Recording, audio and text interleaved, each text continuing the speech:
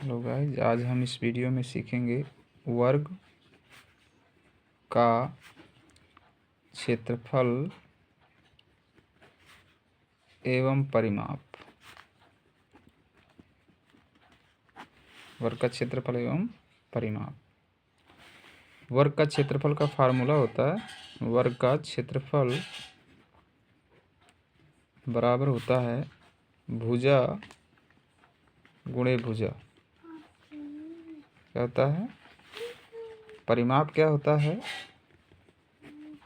4 गुणे भुजा।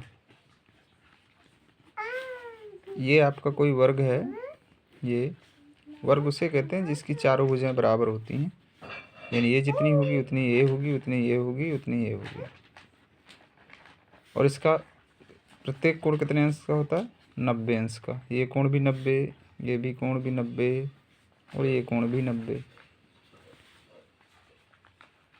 तो ऐसी स्थिति में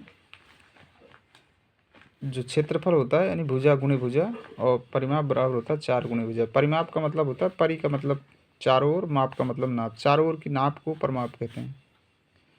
तो जैसे आपका पहला सवाल देते हैं, भुजा बराबर 10 सेंटीमीटर।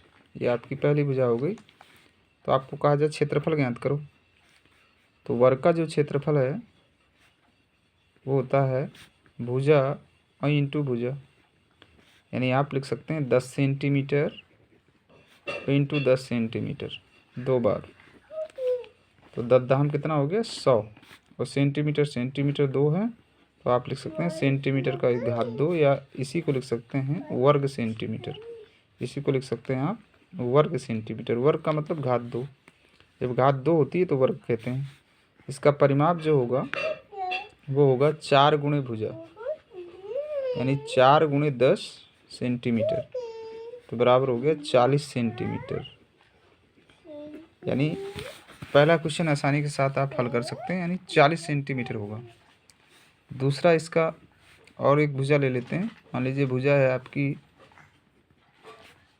13 सेंटीमीटर दे दी कि ये 13 सेंटीमीटर भुजा है। इस ऐसा वर्ग ज्ञात करो जिसकी भुजा 13 सेंटीमीटर है, और उस वर्ग का जो जिसकी भुजा 13 सेंटीमीटर का क्षेत्रफल और परिमाप ज्ञात करिए दोनों। तो उसका क्षेत्रफल का सूत्र होगा भुजा इंटू भुजा या भुजा घात 2, यानी इसका होगा 13 गुणे 13। अब सेंटीमीटर 2 होगा तो वर्ग सेंटीमीटर यहाँ लिख दीजिए।